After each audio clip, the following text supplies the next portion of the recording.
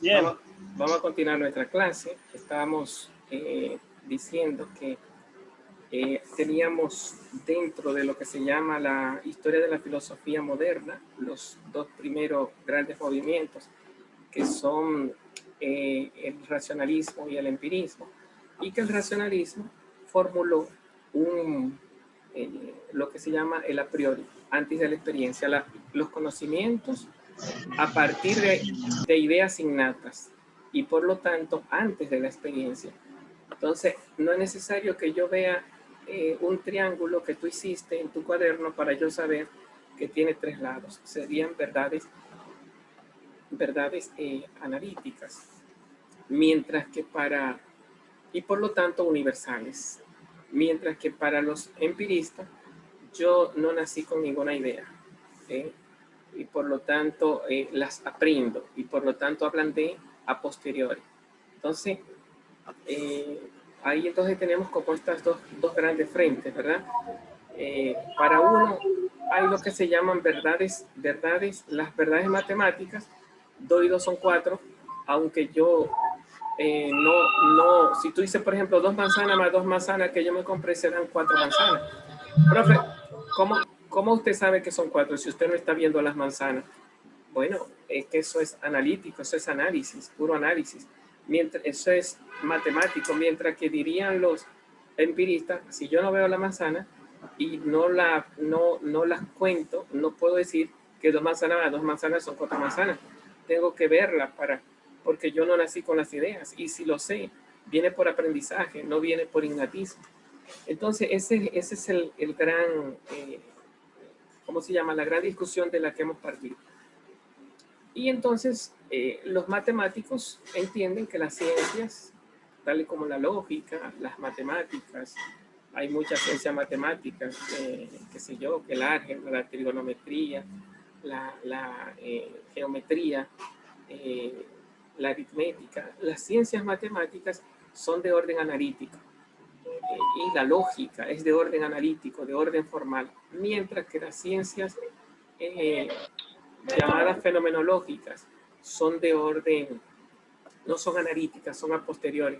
Son, el término que se fue acuñando son sintéticas, no son analíticas. Entonces, entra Kant en escena y se encuentra de frente a estos dos mundos. Kant se crió analítico gracias a un maestro llamado Christian Wolff. Christian Wolff. Suena un poco como a lobo en inglés, ¿verdad? Wolff. Entonces se escribe con W, Christian Wolff. Mientras que ya educado, al ponerse a leer a David Hume, dice que David Hume lo despertó de su sueño dogmático y se dio cuenta que nosotros no traemos ideas innatas, sino ideas arregladas. Bueno, y creó una nueva filosofía que se le llama criticismo. Un poco lo vimos eso cuando estábamos buscando los filósofos de la edad del siglo XIX y el siglo XX. También se le llama idealismo crítico. Entonces, ¿qué sostiene el idealismo crítico? Bueno, que las cosas, nacemos con la mente en blanco, como dijo David Hume, pero nosotros le damos ¿cómo se llama? La universalidad. Le damos la universalidad al aprendizaje y al conocimiento. ¿Cómo yo sé que todos los perros son cuadrúpedos si yo no he visto la cuadruplicidad de todos los perros ni lo puedo ver? Entonces, primero lo aprendo. Es como, y a base del recuerdo lo establezco. No es que mi recuerdo me diga que todos los perros son universales, porque yo no recuerdo a ningún hombre que haya visto a todos los perros. Y nadie me ha enseñado a mí que todos los perros son cuadrúpedos o son mamíferos porque lo haya vivido. Entonces, nuestra mente, como no ha encontrado ningún perro que no sea cuadrúpedo, abraza a todos los perros como cuadrúpedos. Por lo tanto, no es que yo lo aprendí, sino que mi mente lo creó. Y por eso dice Kant, es el hombre quien crea la sustancia, quien crea la ciencia, quien crea el universo. Por eso se habla de idealismo. Las cosas son porque yo las pienso. Entonces, las ideas ya no son innatas. Las ideas en Kant no son innatas como en el caso de Descartes. Las ideas en Immanuel Kant vienen siendo, primero se aprenden y después se extienden. Entonces se le llama idealismo crítico, y en la crítica está la universalidad. Idealismo, soy yo quien la crea. Criticismo, soy yo de alguna forma quien lo predestina, lo predetermina. Entonces, en Kant la filosofía se le llama, la ciencia en Kant se le llama prescriptiva, no es descriptiva, sino prescriptiva. Es el hombre quien prescribe. Recuerden que si Descartes es el filósofo ¿cómo se llama este filósofo renacentista que inventó el telescopio? De Galileo Galilei. Kant es el filósofo de Newton. Entonces, Newton descubre que todos los cuerpos que caen a una misma velocidad y termina creando la ley de la universalidad de los cuerpos. Entonces tú te preguntas, ante ese dicho de Newton, todos los cuerpos caen a una velocidad de 9.8 metros por segundo cuadrado, ¿eso es analítico o sintético? ¿Eso se sabe por matemática, racionalismo, o se sabe por empirismo, por a posteriori? ¿Es a priori o es a posteriori? Entonces aquí está Kant.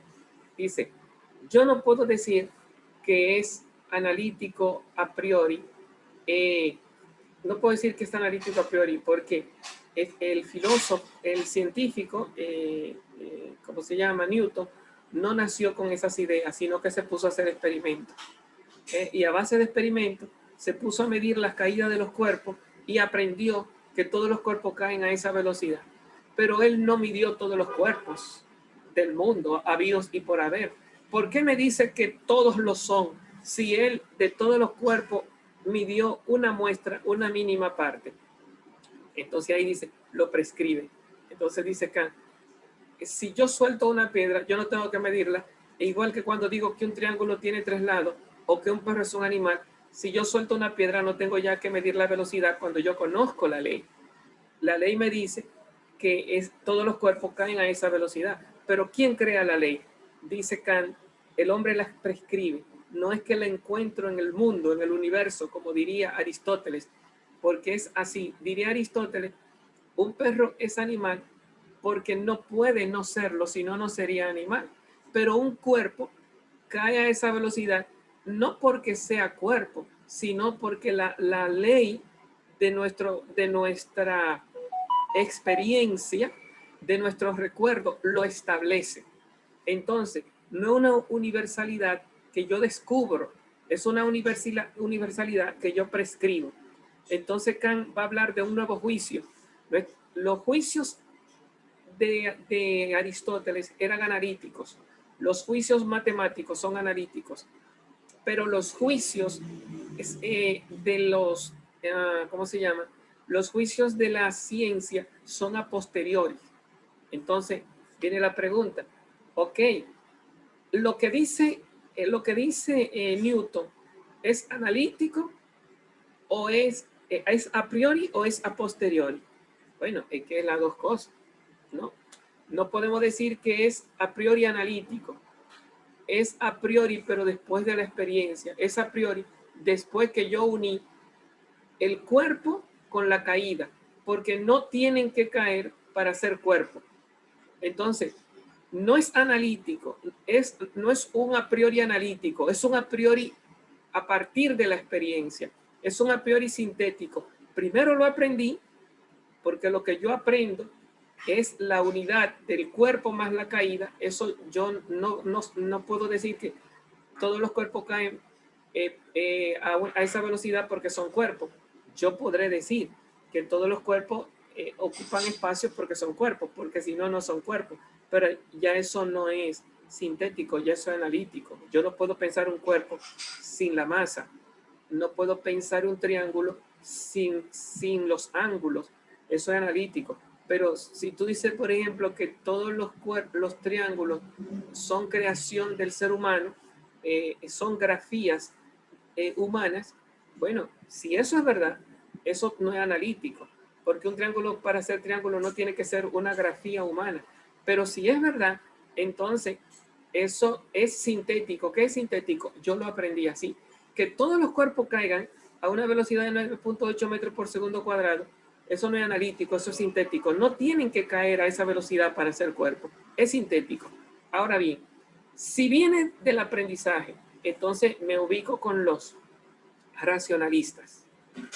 Me ubico con los racionalistas en que es a priori en el sentido de que lo aprendí. Ahora bien, si yo veo un cuerpo, ya sin necesidad de yo medirlo, ya yo sé que cae a esa velocidad. ¿Cómo yo lo sé? Eso es a priori, antes de la experiencia. Entonces, es por un lado a posteriori, en tanto que analítico, y es por otro lado a priori, en tanto que es universal. Entonces, esa es la síntesis que hace Kant. Kant unió los racionalistas con los empiristas, unió el a priori de los analíticos, de los racionalistas, con el a posteriori de los empiristas, con lo que él le llama el juicio sintético a posteriori. ¿Eh? Esa es la unidad, juicio sintético a posteriori. Los racionalistas son analíticos a priori, los empiristas son sintéticos, sintético a posteriori, y Kant es sintético a priori. Entonces dice, la ciencia es sintética a priori.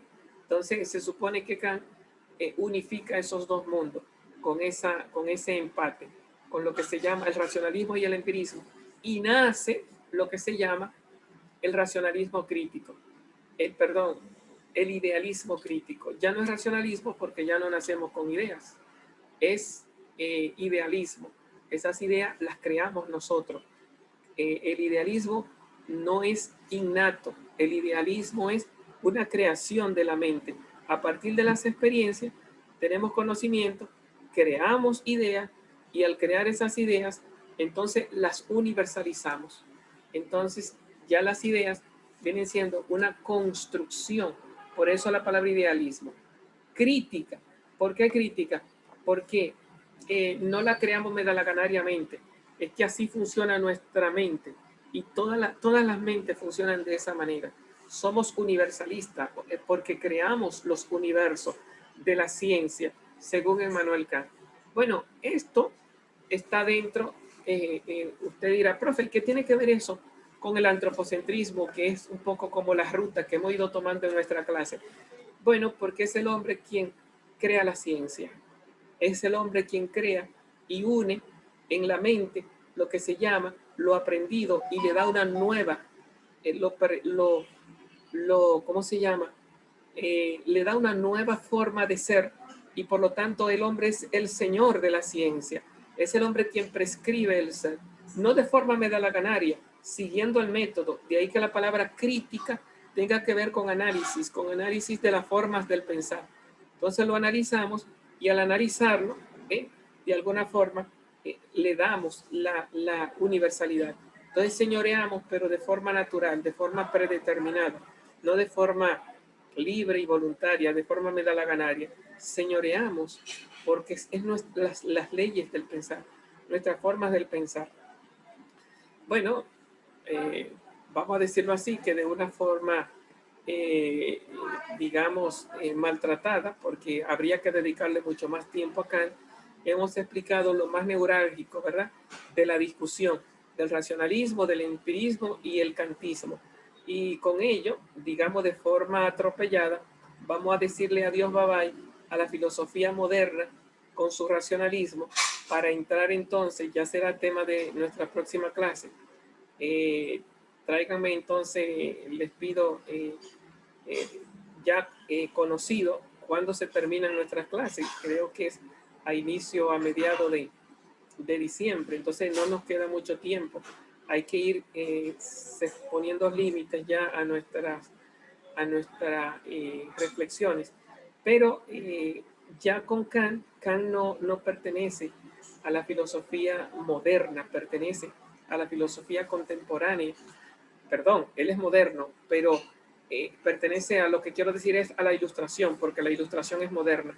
No pertenece al racionalismo y al empirismo, pertenece a lo que se llama la ilustración, que es la puerta de entrada a la filosofía contemporánea.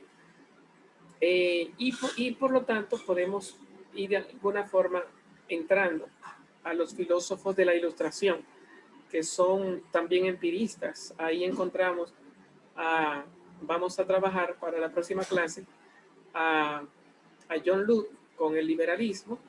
¿Qué es el liberalismo? John Locke contra el cartesianismo, el racionalismo. Y también vamos a trabajar a Thomas Hobbes y a Jean-Jacques Rousseau. Eso es la ya filosofía política, económica y social, inspirante, inspiradora de lo que se llama la democracia, la república, lo que se llama los sistemas políticos y económicos en los que estamos sumergidos ya en la edad contemporánea, y que en su base está lo que se llama el liberalismo político y el liberalismo económico. Entonces me estudian lo que se llama liberalismo versus absolutismo. Liberalismo versus absolutismo, para entonces poder explicar de forma más concreta nuestro próximo tema de clase. Con este antropocentrismo que nace racionalista, nace noxiológico y se convierte en liberal. El hombre es libertad y conciencia. La conciencia fue explotada por los racionalistas y por los empiristas y por el kantismo en la edad moderna. Ahora, con la filosofía contemporánea y la Ilustración, lo que vamos a ver es no la conciencia, sino la libertad. El hombre es un antropocentrismo noxiológico, el que así hemos visto con el racionalismo, el empirismo y el kantismo. Ahora nos vamos a, por eso es el problema, es la ciencia, ¿verdad? O nacemos racionalistas, conociendo de forma analítica, o nos creemos empiristas, conocemos de forma a posteriori, o somos idealismo crítico, ¿no? Predeterminamos en todos los casos de conocimiento. Ahora, lo que vamos a ver ya a partir de la próxima clase no es la noxiología, es la libertad. El hombre no como conocedor, sino el hombre como libre. Entonces, y es en la Ilustración nace este espíritu del hombre como libertad, precedido por Kant, pero de alguna forma abanderado por Thomas Hobbes, Jean-Jacques Rousseau y John Locke, que son los filósofos que vamos a ver el hombre como libertad, el antropocentrismo como libertad, y que se cierne allí en lo que se llama el liberalismo. El antropocentrismo como liberalismo. Entonces, el hombre como libertad. Bueno, entonces cerramos ahí nuestra reflexión de hoy. Vamos entonces ya en la próxima clase, ya tiene la tareita. No sé si alguno falta por decir presente. Pues nada, nos vemos en la próxima clase.